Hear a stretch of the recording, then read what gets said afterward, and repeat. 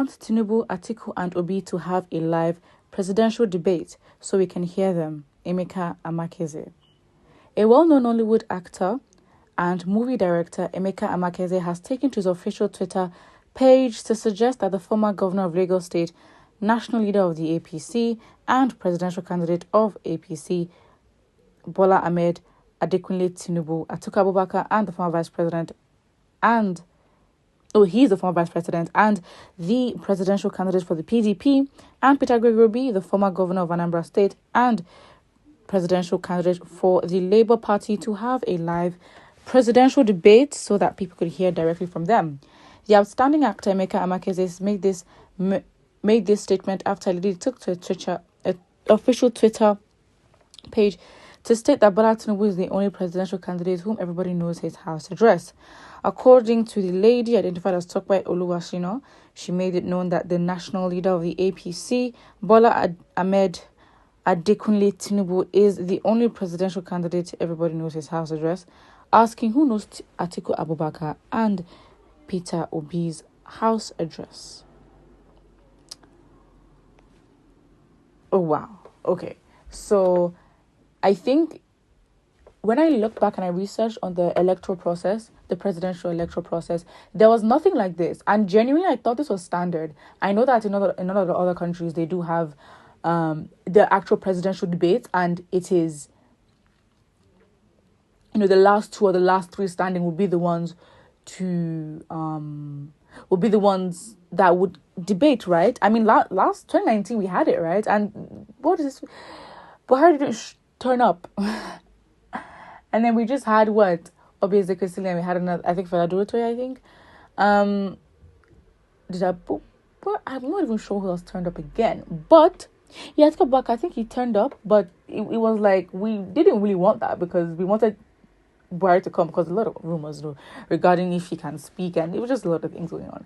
But yes, I think that a presidential debate is very much needed so we can actually look at the capacity of these people to represent us in public, because again, we need to assess if they're able to defend themselves, because if they can defend themselves, they can defend the country, and they're going to go to international conferences worldwide. So we need to be sure that these individuals are capable and competent to communicate clearly, not just communicate with big English, but communicate to their people, the people that they're going to serve.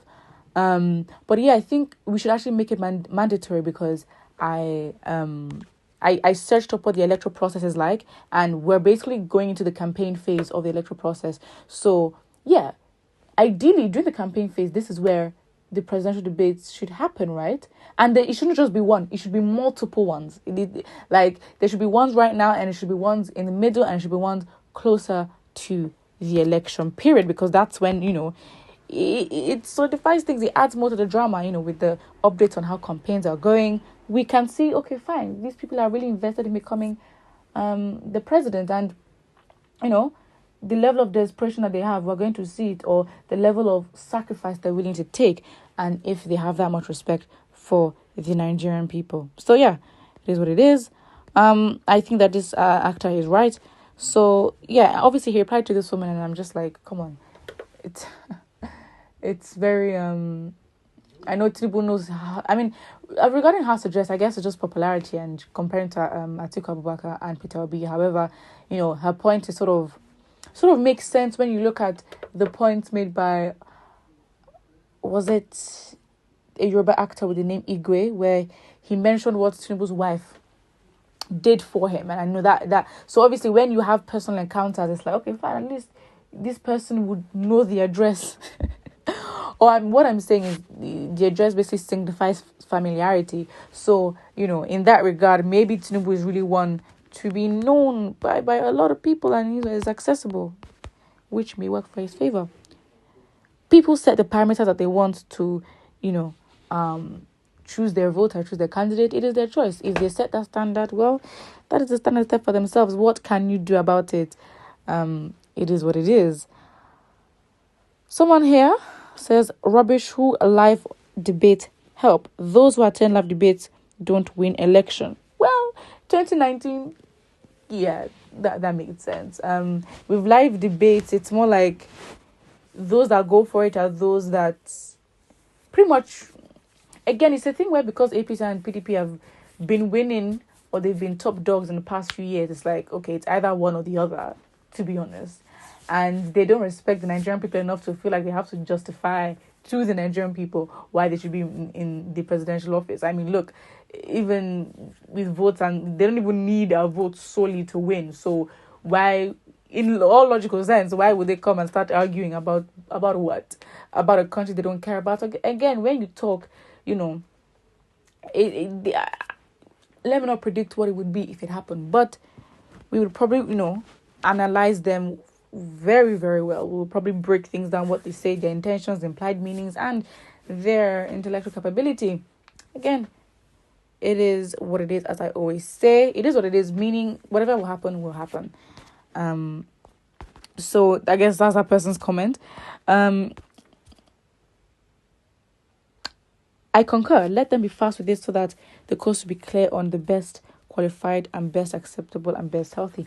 You know what? I think there should be parameters and strikes. So if you don't meet up to certain requirements, I think that you should have strikes and then you're disqualified. Because I think if you do not turn up to presidential debates, I think it should be a significant strike. And let's say there are 5 strikes. I think not turning up to presidential debates should be like 2 or 3 strikes.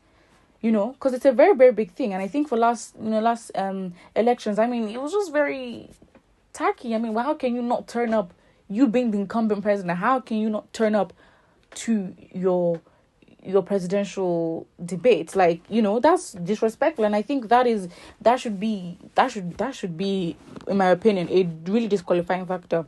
There should be several debates. So if you get strikes from there, you can make it up in another debate that is coming up. However, again, as this person said, those that go to political debate, they don't win.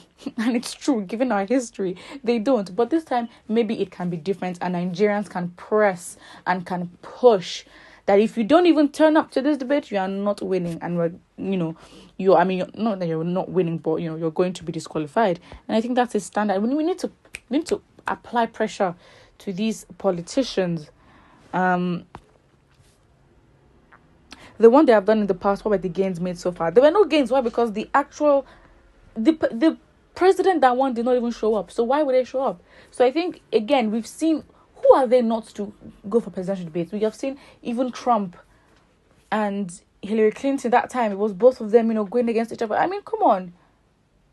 Doesn't mean one is less than any other. If those can go in front of people and talk and debate, even if it's just for a show, why can't you do it? Not that it should be for a show, but also show at least that you care.